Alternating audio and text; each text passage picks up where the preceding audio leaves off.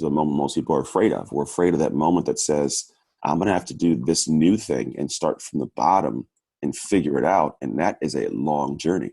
And so I remember like that transition was tough. But then once I had finally made that decision, my business started doing better. Because a lot of the time when we're having these decision-making moments, we're sitting in this one area of the decision, hoping it'll find a way to pan itself out. But we're aspiring to be in a different place. And we want to be in this different place. We can't ever get there if we have this kind of anchor pulling us back. And so I had this anchor of like, I want to make this gym grow, but I want to get prepared and still be in shape if I get a phone call. And if I get a phone call, I want to be able to go and not have too much to worry about. Gotcha. Right. So I was like, when I finally made the decision, I'm like, I'm done playing in the NFL, and that door closed, I could put full focus into this and actually grow it. And that's what happened. I finally grew the gym business. It took off. It expanded something different. I've redefined who Anthony Trucks is outside of just a game. Right. It's a difficult thing, but it all takes action. And anybody looking to do that, it happens after you start doing stuff. I think in life, you have to do certain stages. You have to be more as a person, then you have to do more so you can have more. And it's literally a structure of what I teach people. It's like, first it's about being more, and being more isn't always like be happier, be smarter. Like it's being more of a person, like understand how to handle certain situations, understand what anchors you to drive you, like understand what is your purpose here. Like who are you? Like what are you supposed to be here? Right. Once you know what you're supposed to be, it gives you clarity on how to do more in life. And doing more in life isn't always just this, go play basketball, pick thing. Like it's not just doing more, but it's actually having this center on how to be productive, how to have habits that allow you to actually accomplish stuff. Because my whole company is called Trust Your Hustle, and Trust Your Hustle is a kind of a statement, but it's in the backside of actions that we do as human beings that build trust for us. So if I am able to do something and succeed, I got a little chip that says you can succeed at this. If I do something and fail, I have a chip that says you're not so good, right? We all focus on having a heavy shoulder here, but not a big shoulder here. So we're never looking at this great stuff we do. So for me, it's all about who do I have to be as a person? What is this goal I have demand of me? Who's the person I have to be to have that big vision met? And then once I know who I have to be and I'm centered here now, what do I have to do? And what are the habits, the structures, the daily operations I got to do that are different, that create the me from my actions, so that when I want to actually achieve something, I can have that chip that says, look, you did this, you can do that, you can do that, do that, right? So now I can do more. And that was the one thing that'll give me clarity. And like, that's how you have more. If you want to have happiness, have a better job, have a better business, or just have more peace, you got to find ways to do things. And it's not always a business. It can be a project of like, I want to run a marathon. I want to, create a side gig where I help, lost kittens find their home. Like, you just have this thing you want to have, and people want to have stuff, but they've never realized that the biggest problem is they're not ready for doing it. Like them as a person, they're prepared to handle the hardships. I had to figure that out crappily at an early age. And they also don't understand how to operate as a human to be able to do more so they can have this thing. They just want this thing and can't figure out why I can't have it. But if you go through stages of understanding, like, here's what I got to be for this next stage, here's what I got to do, then you'll actually have the stuff you're looking for.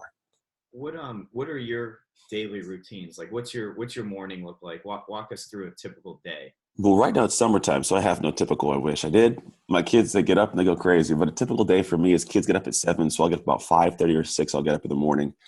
For me, it's my quiet time to knock a bunch of stuff out. Typically, I do like my writing or like any posts I have to do or planning for the day. I get that done in the first half hour. I usually work out after I drop my kids off to school. I have a gym, so we shoot to my gym. I'll get a quick workout in. And then after that, between the hours of usually like 9 to like 2:33 when the kids get out of school, it's just it's every day its own specific structure of how I operate. Like certain days are business days, certain days are coaching days, certain days are chill days, date days, stuff with my wife. It's hard to give a definitive like how the structure is, but typically it's like I get up early, I execute some stuff that's brain work that no one can interrupt me while they're kind of coming in and bugging me. Like, it's kind of like right now on a Sunday at 8 in the morning, everybody's sleeping, but right now I don't have to worry about it. Kids come to the door and ask me questions. My phone's not going to ring. Like, I'm good. So I get that focused, solid work. And then after that, it's more whatever the day calls for. I have this thing I use called a prop, and it's a system that I created for myself that actually I give to my clients now, but it's a very basic streamlined structure that allows me to get a lot more done than a regular human being in like a lot less time. All because we as human beings have this really weird problem of focus, even worse now. And I found that if I can organize when I'm supposed to get stuff done, I can focus on the thing I'm supposed to focus on. So what I find is we typically work on project A, but while we're setting aside time to work on project A, we're thinking about project B, C, D, and E, Yeah. right? So we have all these things we're trying to figure out. And it's because we have no idea when B, C, D, and E are going to get done. So if you can deconstruct those projects, future pace them, and have them sitting there, and you know when they're going to get done, well, now when I work on project A, I'm focused on project A. So project A gets done. I knock it off the list, on to B, and then C, and the same thing happens. And so for me, my daily operation is going into my prop that I usually do on like Sundays, looking at the week and then knocking things out. I was literally, it's funny you say that because I was literally guilty of that, not being able to focus right before this call here. I was trying to do the dishes and then I saw the recyclables. I'm like, oh, I'm going to take this out. And then Yeah. something in my car, I opened the windows in my car. I'm just like, well, wait, I was focusing on the dishes. Those got to get done. Yeah. And I love your 40-yard dash analogy of life. Yeah. I just saw that. I just saw it yesterday. So first, the takeoff is important, and then you open up during the transition for the second step. Third step, how long can you stay at top speed, and then the finish. I just love. And again, I'm going to drop a link, so everybody can go watch it for themselves. But it was a great analogy. Thank you, man. Yeah. So how do you personally deal with fear, and how do you overcome it? I mean, you've been through a lot in your life. Mm-hmm. So fear in business, I'm sure doesn't play up to some of the things that you've dealt with, but still, I'm sure you're still afraid of certain things. Yeah. And that fear can paralyze people. How the heck do you get over that? Yeah, so I realize that the fear is a great thing. And I guess I'm probably going to say some of the same things people have heard before, but the reality is if you listen to it, it might be different. There are some differences I found.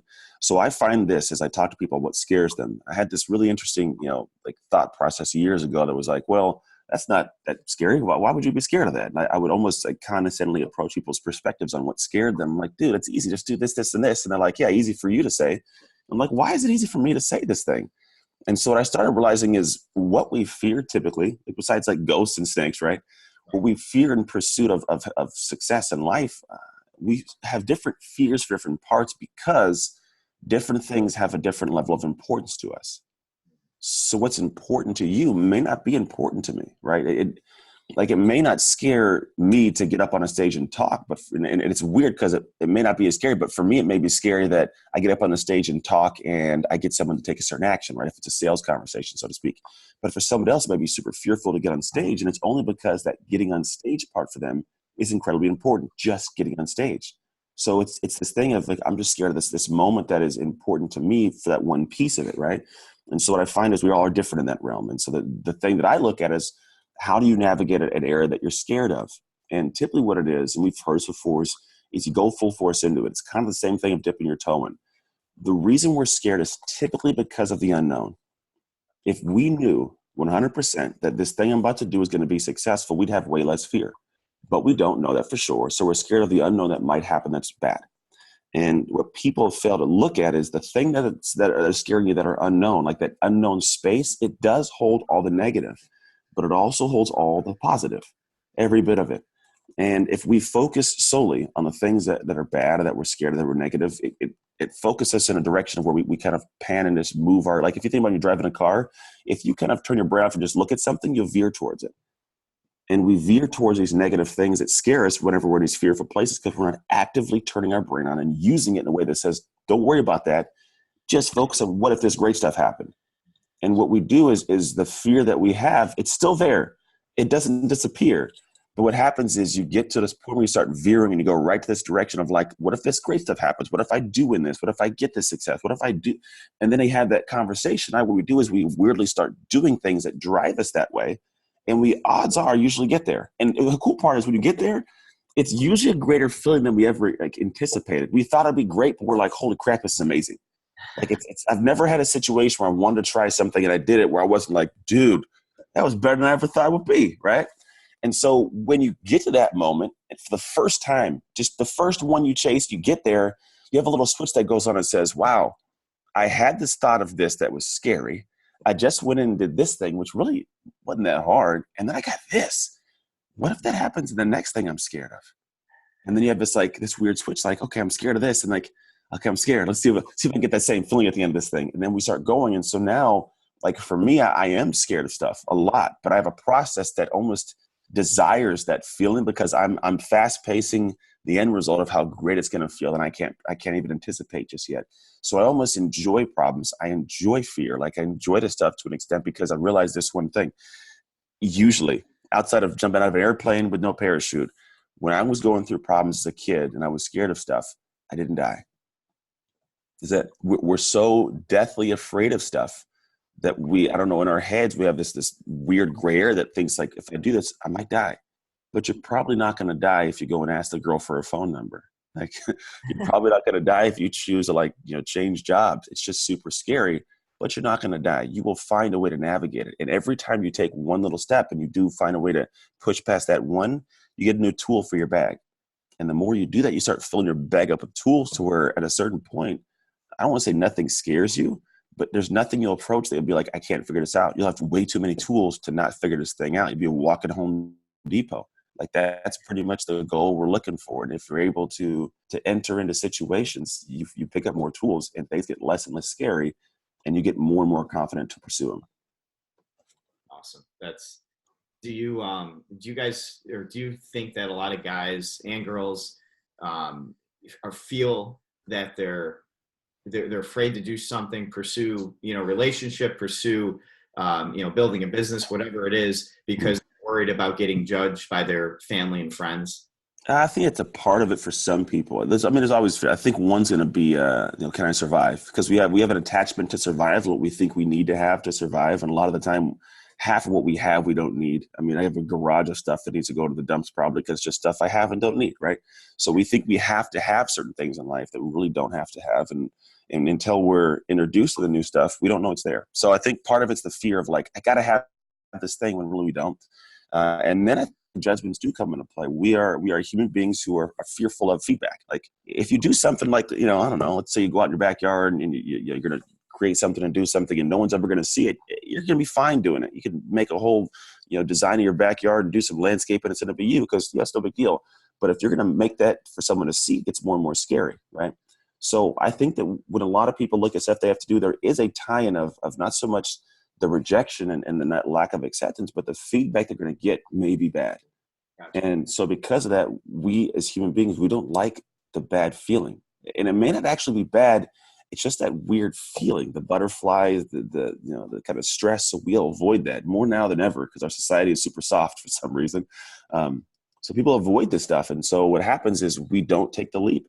We'd much rather fit in, not cause a ruckus, not get any eyes on us, because then we don't have to worry about that feeling of like, oh, this is off. And so a lot of people will sit there and they get really good at making excuses to allow themselves to sleep every night when they have chosen to be small. Like I have a choice. I'm going to be small. I don't want to be big.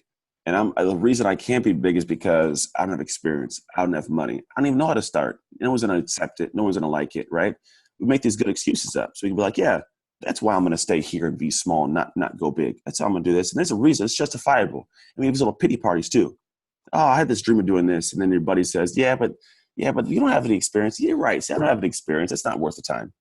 And we get into this vicious cycle of this. Like I had a conversation with my best friend in the world, and we were having this thought about like what I do. And like my family was thinking about moving to Costa Rica. We did move to Costa Rica. He's like, dude, you just these things are super random and they're abnormal, bro. You're just not normal. And I was like, I'm not. And that's completely okay. And it's not that I'm saying like, I'm not normal. Look at me, I'm weird. But I was like, dude, I'm not normal, because the normal person, if you look at America, over 50% of people aren't happy in their careers from statistics and studies. Our society is a society of people that are overweight, most of them nowadays. We're the most obese country in the world. We have a lot of people that are depressed and that are sick and that are just unhappy. And there's a lot more like shootings. Like we have a lot going on here from hurt people. And if that's normal, I don't want to be that normal. I want to find a way to tap into the things that my body is capable of experiencing. And it's more chemically. We have dopamine, serotonin, norepinephrine floating in our brain. These things get released whenever we have these great experiences. But so many people never get this release unless they have drugs. right? You have to go to have these hard drugs to get it. But I'm like, dude, what if you just tried this really cool thing you've been thinking up in your head, and all of a sudden you do it, and it feels amazing, and you get that dopamine dump, and now you feel great, and you're happy, and everything's good. Like, you can have that doing something that is outside the normal by just trying. And if you happen to fail, guess what? At least you tried, bro, and you didn't die. Try again. And then now the judgment doesn't matter, because it's odd. The person that tries usually wins. Like, just trying, eventually, if you just try, you win. I had this quote by a guy named Bo Eason, and he says, whatever you want out of life, you already have. You want a Ferrari, a brand new car, you want a brand new house. He says, it's already yours. Literally, it's already yours. The only thing that will hinder you from getting it is you stopping. That's it. And the reasons that we stop are our own, and there is a ton of them. But if every reason you come across, you mitigate out of the way, eventually it's smooth sailing. Not super smooth sailing, but eventually you will get there. So yeah, a lot of people are scared of rejection. A lot of people are scared of judgment, but it's all these people-centered things. At the end of the day, most of these people are pretty scared too. So you're saying it's almost like the more you try, you get numb to the fear, and you just brush it off eventually. Yeah, man, that's what Trust Your Hustle in and of itself is really about. I mean, it's just a point where you you eventually trust in the fact that you're going to have a problem. You're going to approach many problems, but there should be a confidence in the fact that you'll bring you to those problems. Love it. Love it. And I know I don't want to take up your whole morning, so. It's all right, man. My family's all upstairs. My voice is cracking out. I feel like a teenage boy. There we go. I'm good. Could you give our audience who's married, could you give a little bit of advice in terms of just, being a good husband, being a good father, and balancing work with family time? Yeah. Or even if you're married, even if you're just in a relationship, just how do you balance? Yeah. It's interesting. Balance is this funny thing that I've struggled with. So just, my story is I had my high school sweetheart. We got divorced in 2012-ish after 6 years. We're now back together, 3.5, 4 years later. When I first started my business, I didn't have any balance. It was me at the gym and gone. And so I dealt with a really tough situation at home, and we split up and did a whole thing. And it was tough, man. The reality is I found that balance doesn't exist. There's no balance. We operate as human beings at one speed. My 8-year-old son, I can watch that. He is go, go, go every moment of the day, all day. There's zero balance. And that's how I kind of am. I go. So what we have as people is we put a lot of things on our plate. We don't know how to say no because we haven't had anything big enough to say yes to yet. We haven't said yes to the podcast. I haven't said yes to this new job. I haven't said yes to whatever it is. So the moment that you say yes to this thing, like yes to your relationship, like I'm going to be centered home. Like my thing is I'm home. I'm not traveling like I used to do. I'm at my kids' sports. I'm home. That's my yes. So when I have a big enough yes, now when people ask me to travel and do speeches, I have the ability to say no because I have a yes in place. Like I have an event I'm going to do in September. And I am moving a lot of the time frame around because my son is a football game. Now, if I didn't say yes to my son's football games, I'd find a way to adjust and move. And I have in the past to miss a football game. But now I'm like, well, if you're going to come out here and fly out to do this retreat with me, you're going to have to wait until 3 in the afternoon on Saturday when I'm done with my son's football game. That's going to happen, right? Because I've said yes to this thing. And so I'm pretty much saying all this stuff to say that balance isn't a matter of balance. It's taking things that are on your plate and putting them back in the pot. And then when you have room on your plate, you put it on the plate. But don't stack your plate because you'll never finish the plate. And then it's just a bunch of stuff that goes bad, right? So if you can choose to figure out what things belong on your plate that allow you to move at that speed, keep them on. If they're not going in your heart, like if you find yourself dragging to get them done all the time, or they don't help connect the dots to get to where you want to go, take it off the plate, man. Say no to this thing so you can say yes to the things you want to. Relationship-wise, it's funny, my wife, I think we're in the middle of a fight right now. Not 100% sure. Last night wasn't the best evening. She has these things where she has, I don't know, our own stuff. Nothing crazy. Me and my wife, we're communication's always key. But here's the big thing is we have two people that are centered on one specific thing is to fix whatever problem's going on like a team, right? She's an amazing human being. I love her to death. And my kids, that we have a great relationship they get to see. And I think part of it is I'm not looking around to find something better. I'm looking around to how to better what I have, if that makes sense. So I think a lot of us, when we're in relationships, we're looking at everybody else what that they're doing. And I want that piece of that. I want a piece of this, the Pareto principle or Pareto, whatever it is, 80-20, right? But really at the end of the day, what helps my relationship is I have time set aside for the relationship. We have date days on Friday mornings. I have dad days with my kids after school for an hour. So I have time put into that for divided attention time. Like we go out and we hang out as us, and we have the ability to talk and chat and be a couple and just get to know each other, as opposed to sitting there on our phones at night before we go to bed. And that's all we have. That's a lot of relationships only have that. So you take time to do it. And then when you get into your inevitable conversations, the best way to look at problems that you may run into is you're both sitting at a table. And there's a problem in the middle of the table. How do you picture yourself at the table? That's a real question. Oh man. I don't know. So most people will say, well, I'm on this side and she's on that side, and there's a problem in the middle of the table. So that's the situation. I push the problem to you and you push it back to me, and we push it, and we're going like this.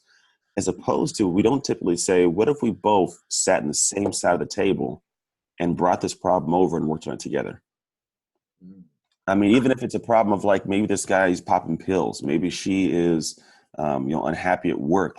So it's like when most people want to fight these battles alone, but in a relationship. Like, I don't like my work. You can't help me. I'm going to figure it out on my own. Right. And so now it's like you and I'm back here trying to figure out what to do. And like, I can't help you. And then now you start to build up resentment because you're seeing me happy and I can't help you. And then I get pissed because and it's just back and forth. As opposed to like, yeah, let this person come over. Like, let's solve this together. What is it you want to do? Let me help with some ideas. Let me support you. And now you can grow together. Because if you think about it, there's actually studies that were done. If you put these two teams opposite of each other, against each other, they'll fight. And they'll go back and forth to win, right? But you put two teams that don't like each other at all together, have them tackle the same obstacle, they gel and they work together as a team because they have a common goal to figure out. And relationships are very similar. Like, if you're able to find out how to put this problem on the table and get the same side of the table and navigate it as a team, the relationship bonds and grows. And you get to that level of like old people love that people see, like, how do I have that? It's the same thing, man. Be in it to win it. Don't try to get up from the table and walk away and hope you're going to come back and the problem will be solved. Like, solve the problem together. The next table over there, they have problems too, bro. Like, there's no need to wander over there. Just deal with your problem.